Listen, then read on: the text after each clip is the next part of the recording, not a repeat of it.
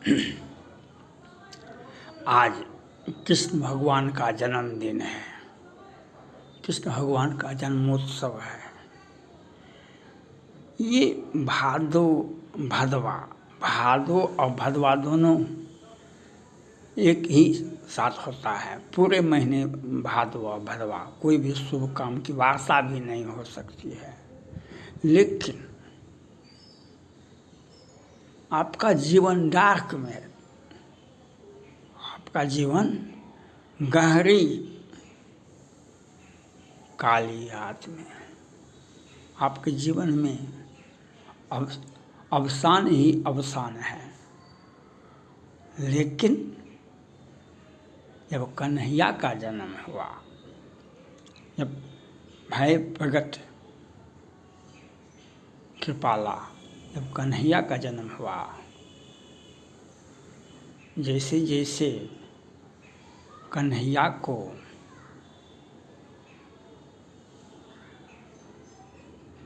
Jail से निकले, वैसे वैसे सारी विपत्ति, जमुना का पानी भी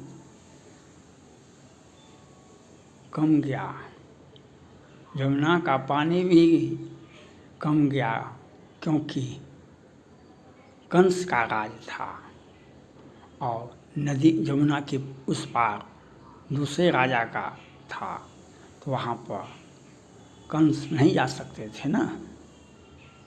तो कन्हैया को अपने कपाह पर लेके गए, तो जमुना जी कृष्ण भगवान का चरण स्पर्श करने के बाद, पहले तो जमुना जी उछाल मार रहे थे, तब उन्हें ज्ञात हुआ कि ये कन्हैया का चरण छूना चाहता है। तो उसने अपना कन्हैया को कुछ छाती के नज़दीक में लाया और जमुना जी ने उसका चरण छू लिए, तब वह अस्थिर हो गया। तो आपके जीवन में खुशहाली ही खुशहाली है। आज जो कृष्ण भगवान का जन्मदिन है, कुछ तो तथ्य होगा। कृष्ण भगवान ने पहले क्या कहे? सर्वधर्म परित्यज्य मामेकं शरणं व्रज, सर्वधर्म परित्यज्य मामेकं शरणं व्रज। इसका क्या अर्थ है? आपके जीवन में बहुत कुछ चाहिए आपको, हमको 5-10 हेलीकॉप्टर हो जाए, हवाई अड्डा पर जहाज लगा रहे हमारे लिए देश विदेश। आपके जीवन में बहुत कुछ आप सोचते हैं, हमारे जीवन में ये हो जाए, वो हो जाए, वो हो जाए।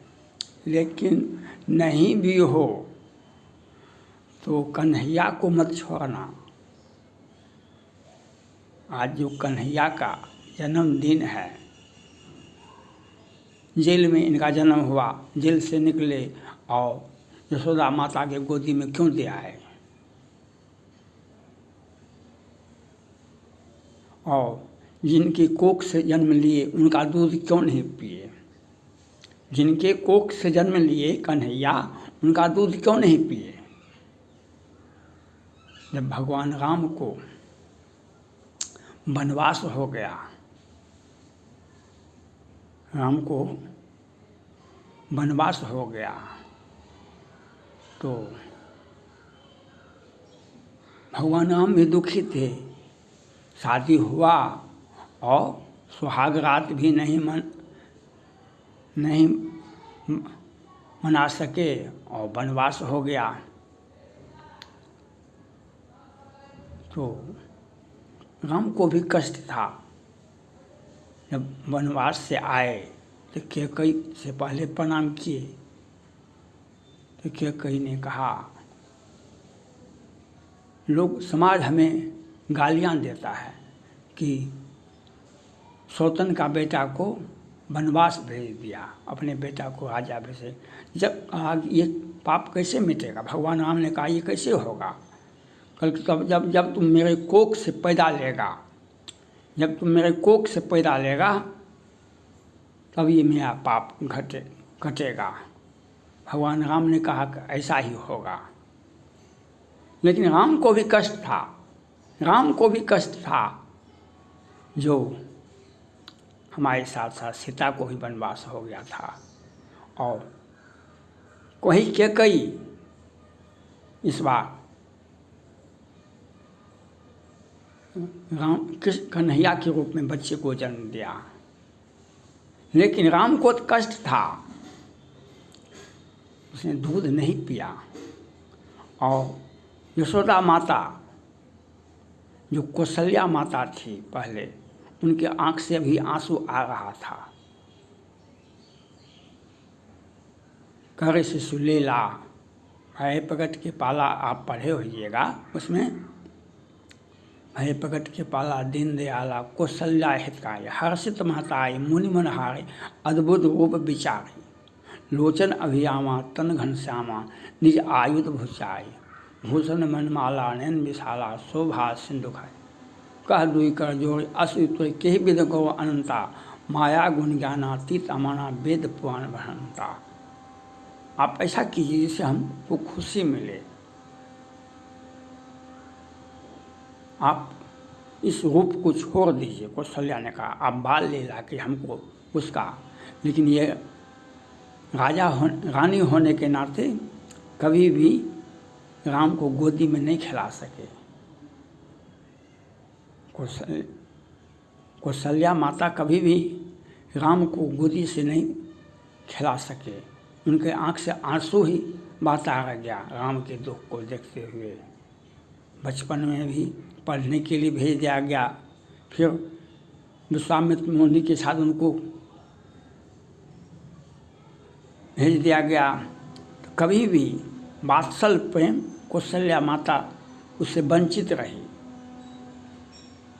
तो कौशल्या माता का एक ही आशा था, एक ही मांग थी, जब तुम मेरे गोदी में वात्सल प्रेम दोगे तब मैं खुश होऊंगी।